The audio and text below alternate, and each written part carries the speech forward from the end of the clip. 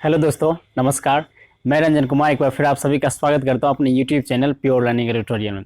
जैसा कि हम जो चैप्टर पढ़ रहे हैं पॉलिनोमियल बहुपद, उसका जो है ये पार्ट 4 है। इससे पहले हम 3 पार्ट बना चुके हैं। यदि नहीं देखे हैं तो उसको ज़रूर देखिए, उसके बाद ये देखिए तो काफ़ी जो है ना समझ में आएगा। पहला पार्ट में हमने देखा था कि बहुपद क्या होता है, व्यंजक किसे कहते हैं, चर और अचर राशि क्या होता है।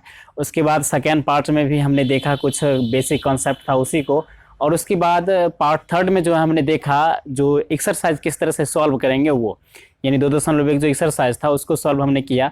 अब जो है पार्ट 4 में जो है 2 टॉपिक हम पढ़ाने जा रहे हैं जो कि काफ़ी इंपॉर्टेंट है। पहला टॉपिक है हमारा बहुपद का मान और उसके बाद बहुपद का शून्य। ये 2 टॉपिक ऐसे टॉपिक हैं जो आगे जो है क्वेश्चन को सॉल्व करने में जो है ना मदद कर सकते हैं। तो पहला टॉपिक है हमारा बहुपद का मान। तो आखिरकार बहुपद का मान का मतलब क्या होता है इसको समझ लीजिए। बहुपद का मान को अंग्रेजी में कहते हैं वैल्यू ऑफ अ पॉलिनोमियल, यानी वैल्यू ऑफ अ पॉलिनोमियल कहने का मतलब बहुपद का मान। अब देखिए कोई भी बहुपद होगा, पी एक्स हो चाहे जी एक्स हो या क्यू एक्स हो, हम बताए थे बहुपद का नोटेशन यानी किस तरह से सूचित करते हैं। तो कोई भी बहुपद हो वह चर के जिस विशेष यदि चर का कोई विशेष मान यदि हम रखते हैं तो जो मान प्राप्त होता है वही मान बहुपद का मान कहलाता है। हमने यहाँ परिभाषा लिखा है कि किसी बहुपद में चर का विशेष मान रखने पर जो मान प्राप्त होता है उसे बहुपद का मान कहते हैं। अब चर का विशेष मान कहने का मतलब जैसे पी एक्स है, मान लीजिए तो पी एक्स में एक्स आया ना, और एक्स की जगह पर यदि कोई संख्या रख देते हैं, कोई वैल्यू रख देते हैं, कोई मान रख देते हैं, चाहे 2 हो चाहे 4 हो चाहे 5 हो, तो जो पी एक्स जो मान आएगा वही बहुपद का मान कहलाएगा। जैसे यहाँ व्यापक रूप इसका देख सकते हैं। यहाँ जिसे हमने क्या किया, माना पी एक्स एक बहुपद है, यहाँ पी एक्स एक बहुपद है जिसमें जहाँ जो है ना एक विशेष मान हमने मान लिया। यानी यदि ये ए जो माने हैं यदि x के जगह पर हम a रख दें यानी पी ए हो जाएगा, यानी पी एक्स है, इस x के जगह पर हम यदि a रख दें तो क्या हो जाएगा ये पी ए। अब ये पी ए का जो मान आएगा यहाँ वही मान बहुपद का मान कहलाएगा। ये कहा गया है कि किसी बहुपद में चर का विशेष मान रखने पर जो मान प्राप्त होता है उसे बहुपद का मान कहते हैं। यानी इसका व्यापक रूप यहाँ हो गया कि पी ए बराबर बहुपद का मान। अब देखिए कुछ एग्जाम्पल दिए गए हैं इस बहुपद का मान पर जो है ना, कुछ एग्जाम्पल जो निकालना है। जैसे निम्नलिखित कह रहा है कि निम्नलिखित बहुपदों का मान ज्ञात करें। यहाँ 3 क्वेश्चंस दिए गए हैं जो कि एनसीईआरटी से है। ये क्वेश्चन एनसीईआरटी से ही है और ये 3 क्वेश्चंस जो है ये बताया, इसमें पूछ रहा है कि यहाँ देखिए दिया गया है x बराबर 1, फिर y बराबर 2 और t बराबर a, यानी इस पर जो है ये चर के विशेष मान हुए, तो इसी पर जो है ना इस सभी का मान ज्ञात करना। तो सबसे पहले पहला क्वेश्चन है, इसको सॉल्व करने की कोशिश करते हैं।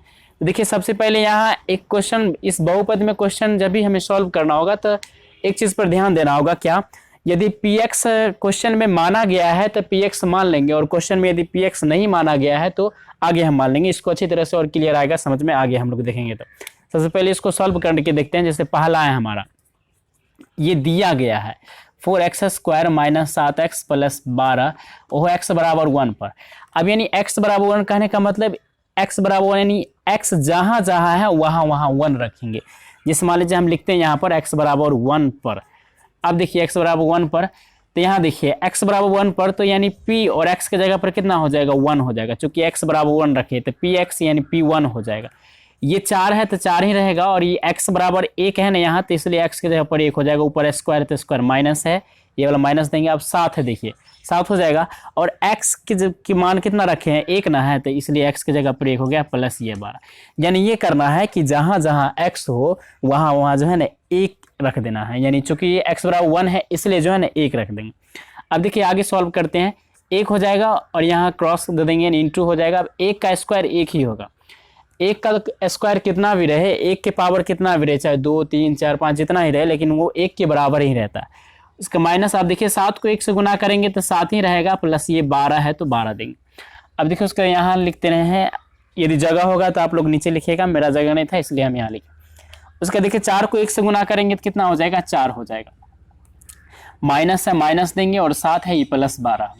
यहाँ पर अक्सर विद्यार्थी जो है ना कंफ्यूज करते हैं आखिरकार इसको सॉल्व कैसे करें। तो एक नियम होता है सिंपलीफिकेशन का कि माइनस वाले के एक साथ और प्लस वाले के एक साथ जो है ना जोड़ देते हैं। तो देखिए यहाँ हम ये पहले प्लस वाला है ना, यानी सुविधा होगा कि जो पहले रहे ना या प्लस में रहे या माइनस में रहे उसी को एक साथ जोड़िए। सबसे पहले प्लस है तो प्लस वाले को सबको एक साथ जोड़ देंगे। देखिए ये भी प्लस में और ये भी प्लस में है, तो 12 4 कितना हो जाएगा 16, और -7 को ऐसे ही रखिए। अब देखिए 16 में से 7 को घटा लीजिए तो कितना आएगा, 16 में से 7 को घटाएंगे तो कितना आ जाएगा, 9 आ जाएगा। कितना आ जाएगा, 9 आ जाएगा। यानी ये जो मान आया है ये x बराबर 1 पर, यही मान बहुपद का मान कहलाएगा। यानी हम बोल सकते हैं कि P1 बराबर कितना आ गया, 9 आ गया, तो यही बहुपद का मान कहलाएगा। इसी तरह देखिए सेकेंड नंबर भी बना सकते हैं, यानी P1 बराबर 9 आया तो यानी ये जो है ना ये 9 बहुपद का मान कहलाएगा। यहाँ लिख सकते हैं बहुपद का मान, या नहीं भी लिखे तो कोई दिक्कत नहीं, बहुपद का मान कहलाएगा यही 9 जो आ गया। अब देखिए सेकेंड नंबर क्वेश्चंस देखते हैं। सेकेंड नंबर क्वेश्चंस भी उसी तरह से बनेंगे जैसे यहाँ दिया गया है कि Py बराबर जो है 3y3, उसके बाद -4y प्लस √11, और इसमें x बराबर y बराबर 2 पर है, लिखेंगे यहाँ y बराबर 2। अब देखिए y बराबर 2 है तो यहाँ अब जहाँ जहाँ y है वहाँ क्या रखना पड़ेगा, 2 रखना पड़ेगा। क्यों, चूंकि y बराबर 2 है इसलिए। तो देखिए यहाँ Py की जगह पर कितना हो जाएगा, P2 हो जाएगा, यानी P2 हो जाएगा। बराबर देखिए 3 है तो 3 देंगे, और y की जगह पर कितना हो जाएगा 2, और ऊपर में क्यूब है यानी पावर में 3 है तो 3 देंगे, -4 है तो 4 देंगे। अब उसके बाद देखिए y की जगह पर कितना हो जाएगा, 2 है तो 2, और प्लस में √अंडर में 11 है तो √अंडर में कितना हो जाएगा, 11 होगा, प्लस में √11। अब देखिए सॉल्व करते हैं। देखिए ये 3 ज्यों का त्यों रहेगा, और 2 के पावर 3 है, इसका मतलब ये होता है कि कोई भी संख्या हो और उसके पावर में जितना रहता है इसका मतलब उसको उतना बार गुना करना। जैसे 2 के ऊपर 3 है, यानी 2 के पावर 3 है तो 2 को जो है ना 3 बार गुना करेंगे। 2 को 3 से गुना नहीं करेंगे, याद रखिएगा, 2 को 3 बार गुना करेंगे, कितना आ जाएगा, ये 8 के बराबर हो जाएगा माइनस। फिर देखिए 4 दूना कितना हो जाएगा 8, प्लस √11 है तो 11 देंगे। 3 को 8 से गुना करेंगे कितना हो जाएगा, 8 3 24 -8 और प्लस ये √11।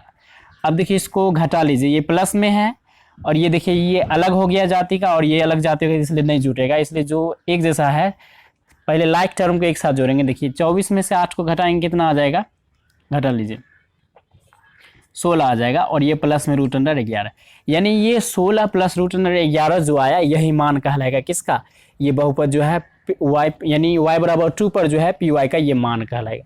यानी यहाँ लिख सकते हैं आप कि P2 बराबर जो है इतना मान आ गया है। तो आप इसको जो है मिला लीजिए या स्क्रीनशॉट ले लीजिए, उसके बाद ये तीसरा क्वेश्चन सॉल्व करते हैं। वीडियोस को पॉज करके लिख लीजिएगा, हम मिटा रहे हैं।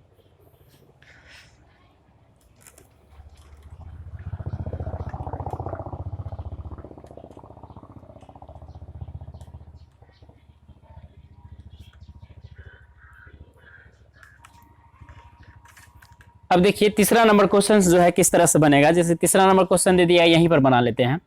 जैसे यहाँ दे दिया गया है, ये मान लीजिए किसे हमें दे दिया गया है, इतना ये दे दिया गया और कहा गया है t बराबर a पर, t बराबर a पर। अब देखिए t बराबर a पर, तो यानी जहाँ t है वहाँ कितना हो जाएगा, a हो जाएगा। अब जहाँ जहाँ इसमें t है वहाँ वहाँ a हो जाएगा। अब देखिए 3t के पावर 4 है तो 3a के पावर जो है क्या हो जाएगा, 4 हो जाएगा। 4t के पावर 4 है तो यहाँ भी क्या हो जाएगा, 4t की पावर यानी 4a की पावर 4 हो जाएगा, प्लस ये क्यूब है, सॉरी स्क्वायर है तो ये हो जाएगा t स्क्वायर, यानी ये हो जाएगा a का स्क्वायर, प्लस 5 है तो प्लस 5 देंगे। अब देखिए यहाँ पर 3a की पावर 4 है तो a की पावर 4 हो जाएगा, प्लस ये 4a की पावर 4 हो जाएगा, और प्लस a स्क्वायर प्लस 5 हो जाएगा।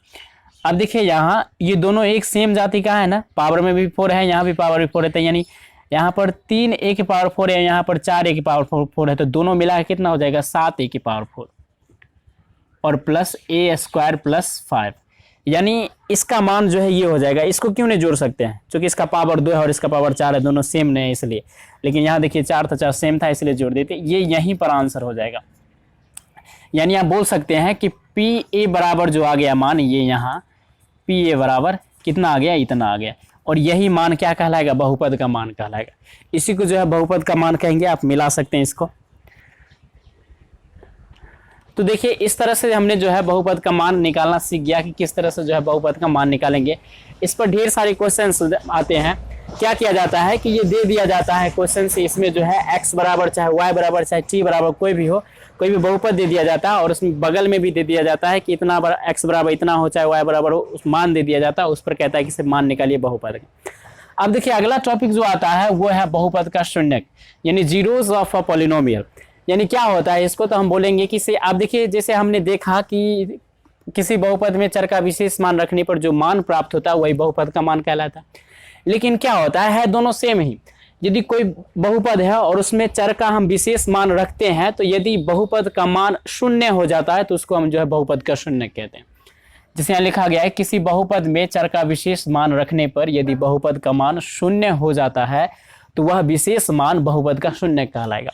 यहाँ लिखेंगे माना px ए बहुपद है, यानी px कोई एक बहुपद है और a एक विशेष मान है, a को हमने मान लिया है कोई एक विशेष मान।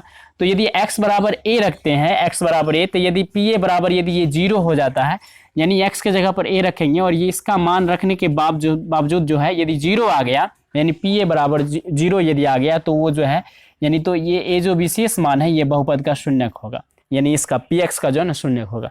देखिए कुछ एग्जाम्पल समझने की कोशिश करते हैं। यहाँ एग्जाम्पल में क्या दिया गया है कि कह रहा है कि से क्या x बराबर 2 बहुपद px बराबर x के पावर 2 माइनस 4 का शून्यक है। इसको बनाने की कोशिश करते हैं। देखिए आगे जैसे यहाँ जो दिया गया है ना वो लिख लेते हैं, यहाँ सॉल्व करने की कोशिश करते हैं। लिखेंगे दिया है क्या दिया गया है, दिया गया है px बराबर एक्स स्क्वायर माइनस 4, एक्स बराबर कितना पर 2 पर, यानी x बराबर 2 पर जो है ये पता करना है कि ये x बराबर 2 जो है इस बहुपद का शून्यक है कि नहीं है। तो यानी जहाँ x वहाँ क्या हो जाएगा 2 हो जाएगा। अब जहाँ जहाँ x वहाँ 2 रखिए, ये स्क्वायर हो जाएगा, ऊपर स्क्वायर है तो स्क्वायर, x के जगह पर 2 हमने कर दिया, ये x है। अब देखिए 2 दूना कितना हो जाएगा, ये 4 माइनस 4, यानी कितना आ गया 4 में 4 घटाएंगे यानी p2 कितना आ गया 0 आ गया। तो जब यानी ये 0 आ गया तो इसको कह सकते हैं कि ये जो है x बराबर 2 जो है इस बहुपद का शून्यक होगा। तो लिखेंगे यहाँ पर अतः px बराबर एक्स स्क्वायर माइनस 4 का शून्यक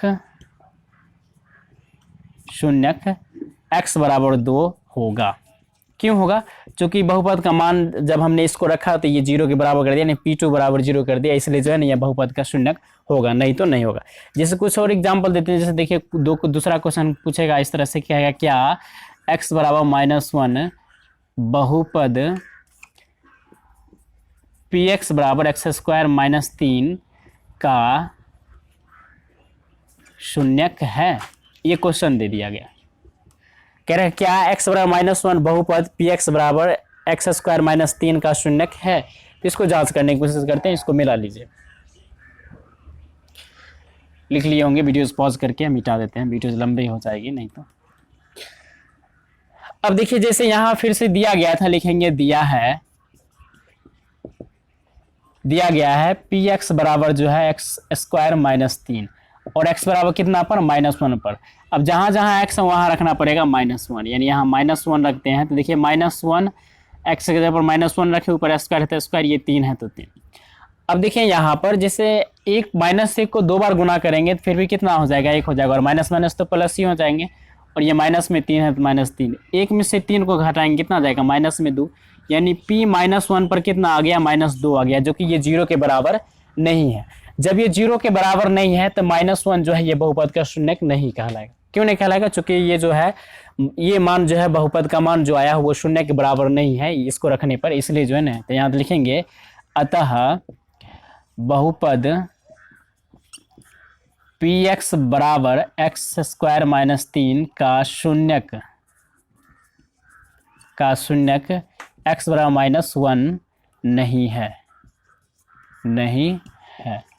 अब देखिए यहाँ पर यानी ये x बराबर -1 जो है ना, इसका ये 0 के बराबर नहीं किया ये मान, इसलिए जो है ना ये बहुपद का जो है शून्यक नहीं होगा।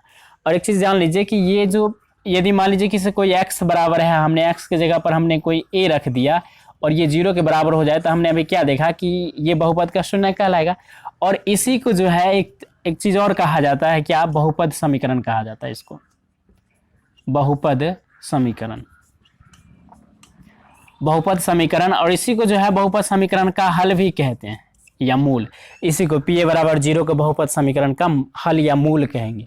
मूल कहने का मतलब रूट, यानी समीकरण में भी आप पढ़िएगा हल या मूल किसे कहते हैं, तो ये ज़्यादा इंपॉर्टेंट नहीं है, ये जान लेना है कि इसका नाम क्या है, तो इसको यदि जीरो कर देता है तो संतुष्ट कर देता है, जीरो कर दिया इसका मतलब संतुष्ट कर दिया, इसलिए बहुपद समीकरण का हल या मूल कहलाएगा।